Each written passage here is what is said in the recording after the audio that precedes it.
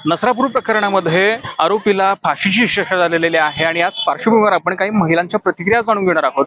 त्यांना या निर्णयाबद्दल नेमकं कसं वाटतं हे आपण जाणून घेण्याचा प्रयत्न करणार आहोत. खरं तर आता आपण लहान मुलाच्या एका 3 वर्षाच्या एका मुलीवर बलात्कारासारखी अतिशय दुर्दैवी घटना घडली होती आणि त्यांना आता फायनली फाशीची शिक्षा झालेली आहे. कसं बघतं या सगळ्या निर्णयाकडे?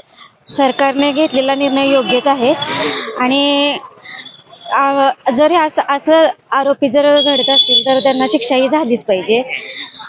कारण आम्ही जर सरकार असा चांगला निर्णय घेतला तर आम्ही पण आमच्या मुली निर्धास्तपणे बाहेर सोडू शकतोय किंवा ते विश्वास ठेवू शकतोय की कुठेतरी सरकार आहे की मुलींना सुरक्षित हे करतायत म्हणून. आणि खरं तर आपल्या पण मुली आहेत ज्या आजूबाजूला गल्ली बोळा तिकडे तिकडे वावरत असतात, मात्र अशा सगळ्या प्रकारामुळे कुठेतरी एक संशयाचं एक निर्माण होतो. नेमकं कसं बघताय या सगळ्या? शिक्षाही म्हणणारा आम्हाला व्हायलाच पाहिजे.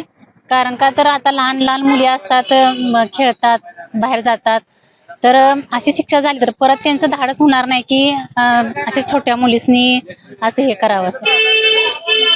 खरं तर आता बघायला गेलं तर आपली पण लहान मुलं असतात, तर तुमची पण एक छोटी लेक आहे. आता हे सगळं प्रकरण मोठं हे झालेलं आहे आणि कुठं ना कुठेतरी त्यांच्या कुटुंबियांना न्याय देण्याचं काम सारखं तुम्हाला कसं? आम्हाला चांगलंच वाटते, आम्हाला बरं वाटते.